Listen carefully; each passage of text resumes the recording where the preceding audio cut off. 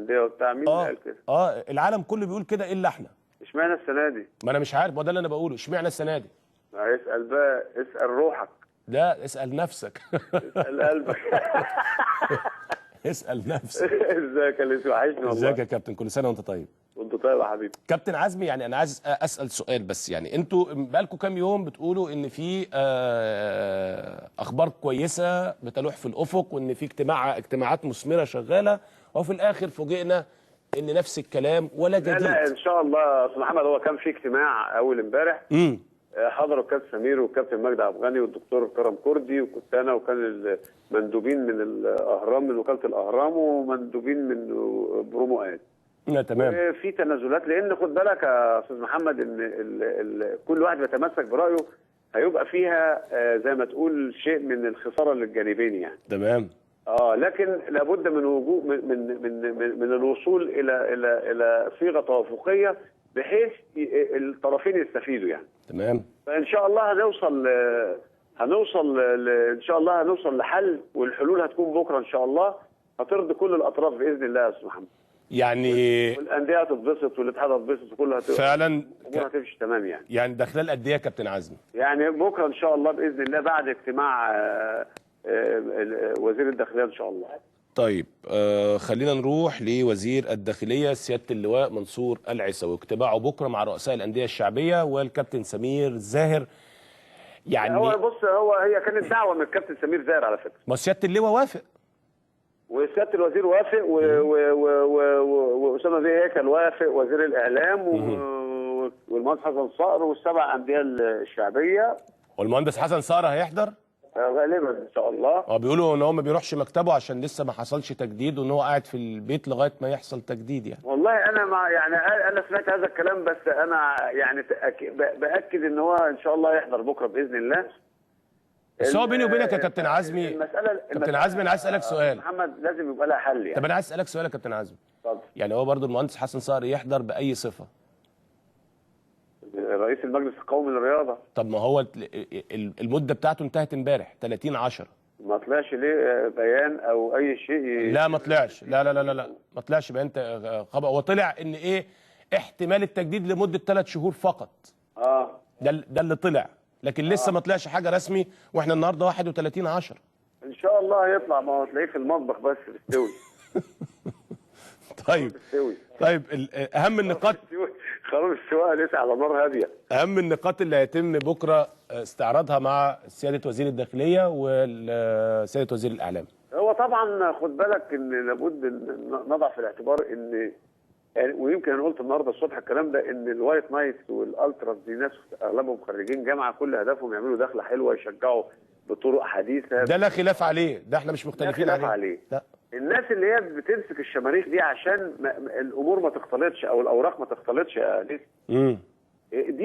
ده تنظيم فيه ناس ورا الناس دي اللي بيجيبوا الصواريخ دي ولا الشماريخ دي عشان يعملوا فتنه ويعملوا انفلات ويعملوا فوضى. انا ما شفتش في لا الالتراس ولا الوايت نايت الصراحه حاجه من دي، لكن بتلاقيهم في جنب وفي مواعيد معينه. احنا بنبحث مين وراء هذه الظاهره، مين الممول؟ طب وهدفه ايه؟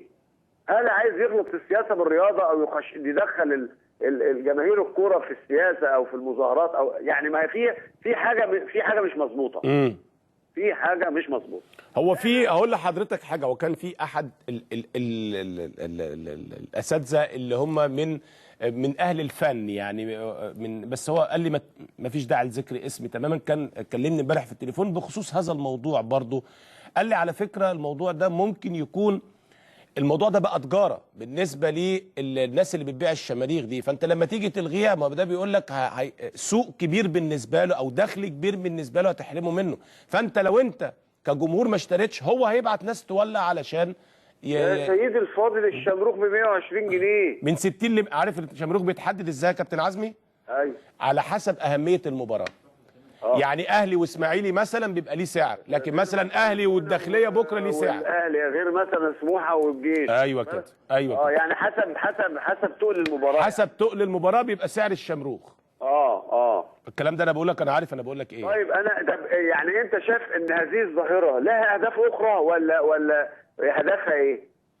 انا كابتن، انا محتار في حاجه، بس انا محتار في حاجه واحده، هي نقطه العند اللي احنا وصلنا لها دي. مش عند، ما نحطهاش في عند يا استاذ محمد. امال احطها فين؟ لا ما احطهاش في عند، انا عايز اشوف القله المندسه اللي هي بتعمل القصه. ما احنا مش كل حاجه هنقعد نقول يا كابتن عزمي دي مش قله، على فكره ده الجمهور اللي بيعمل كده، مش قله مندسه. مش الجمهور كله يا استاذ محمد. لا مش كله، لا انا ما بقولكش كله، بس ده جمهور.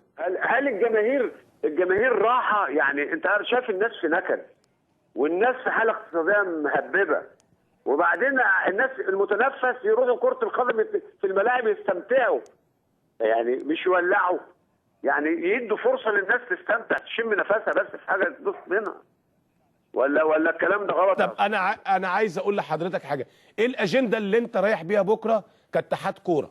والله لابد الأجندة بتاع بكرة هو بحث الأمر من كل الجوانب، يعني لابد أن يطرح على طاولة الاجتماع، ولابد ان الكل يتعاون من اجل التصدي لهذه الظاهره. طب هل انت ممكن تروح بكره؟ هل حضرتك يعني انا عايز اسالك سؤال، هل حضرتك ممكن تروح بكره باجنده انك تتنازل عن هذه العقوبات؟ يعني ايه يتنازل عن هذه العقوبات؟ يعني تلغي هذه العقوبات وتعدلها، يعني مثلا الشمروخ لو نزل الملعب هوقع عقوبه، لكن ما دام ما نزلش الملعب مش هوقع عقوبه مثلا. استاذ محمد لما نقعد نقول لا الشمروخ ده نزل الملعب ولا ما نزلش، هنستنى اما ينزل ياكل عين واحد ولا ياخد ودن واحد يا محمد؟ ماشي انا بسالك يموت واحد؟ لا انا بقول لحضرتك، انا بسالك عايز اعرف سمحوا ازاي بدخولها؟ يعني نستنى اما شمروخ يطير؟ ده ما في الامارات شمروخ اتضرب قتل شيخ، واخد بالك في مباراه. نستنى اما شمروخ ينزل يقتل واحد ولا اثنين وبعدين نقول مين اللي سمح؟ واتحاد الكره تسيب، واتحاد الكره ما عملش لائحه، والاتحاد الكره يلبسها في الاخر. طب يعني انا عايز اقول لحضرتك حاجه محمد. طب انا عايز اقول لحضرتك حاجه، الحادثه الثانيه اللي طيرت ودن واد برضه صغير دي في اسبانيا، دي مات في اسبانيا، ده مات الطفل ده من 7 سنين. انا هستنى بقى ما تحصل كارثه ويحصل ضحايا ويبقى اتحاد الكره السبب في الاخر. طب انا هقول لك حاجه، بص في واحد باعت لي رساله دلوقتي، هقرا لك الرساله زي ما هي قدامي. قول. برجاء الانتباه ان الالتراس اجتمعوا بالامس في السيده زينب وقرروا اجتياح ملعب مباراه غدا ووضعوا خطه لتنفيذ ذلك. بيقول ايه؟ ان شباب الالتراس اجتمعوا بالامس في السيده زينب وقرروا اجتياح ملعب المباراه يوم الاربعاء ووضعوا خطه لتنفيذ ذلك. ارجو الحذر واخلاء مسؤوليه تنظيم المباراه لاتحاد الكره والامن ورفع ايدي الاهلي ومسؤوليته تماما عن اي مباراه بدون جمهور. انا اشك في الرساله دي. ده رساله في منتهى الخطوره على فكره يا كابتن عزمي. طبعا رساله في منتهى الخطوره، ولازم ده برضه الناس تعمل حسابها. انا لا ادعو ليها ولكني احذر منها. الكلام ده مش لابد من عمل حساب. يعني ايه اقتحام؟ يعني بلد ما فيهاش قانون وما فيهاش حاجه، كل واحد عايز يعمل حاجه يا استاذ محمد يعملها. طب ممكن تسمع اقول لحضرتك حاجه؟ اتفضل. حل القصه دي من وجهه نظري هو بالقانون وليس بالعنف، ان الشرطه والجيش يستخدموا القانون وليس العنف. ومين بيستخدم في العنف؟ ما انا بقول كده، يعني لو استخدموا القانون الملتزم على دماغنا من فوق، الملتزم. اي جهه في منظومه كره القدم بتستخدم العنف؟ مفيش. ما احنا بنقول مفيش. لائحه بتنفذ. وبعدين في انجلترا اتنفذت، في اسبانيا اتنفذت، في العالم كله اتنفذ. احنا على راسنا ريشه ما تتنفذش ليه يا استاذ محمد؟ هو كان في اوحش من الجمهور الانجليزي يا استاذ محمد؟ لا طبعا ده كان اسوأ جمهور. طيب احنا جمهورنا مش كده. لا اصل هم كمان كانوا اسوأ جمهور ليه؟ كانوا بيشربوا فبيبقوا مش في وعيهم، لكن احنا ما عندناش حد بيعمل كده. احنا جمهورنا لا بيشرب ولا بياكل حتى. ما انا بقول لحضرتك دي.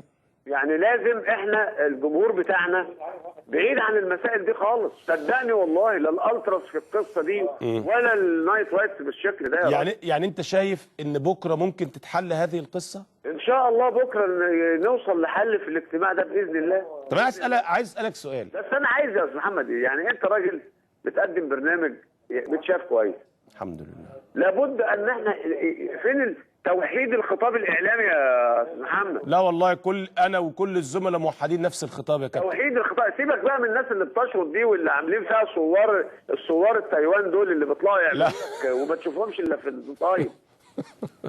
لا والله يعني انا امبارح تابعت بالليل في العاده كابتن شوبير لقيته بيتكلم في نفس أيوة، أنا الموضوع عايز توحيد وبيتكلم الخطاب بكل الإعلامي قوه. بالنسبة لا لا للمسؤولين والله، مهم جدا. لا ما انا بقول لحضرتك كابتن شوبير شغال فيها طبعا، كابتن مجدي عبد الغني شغال فيها طبعا، الاستاذ محمد الليثي شغال فيها، ودي حقيقه ودي لازم لازم نفضل فيها لغايه ما لازم نشوف يبقى حل. في توحيد خطاب اعلامي لهذه المشكله.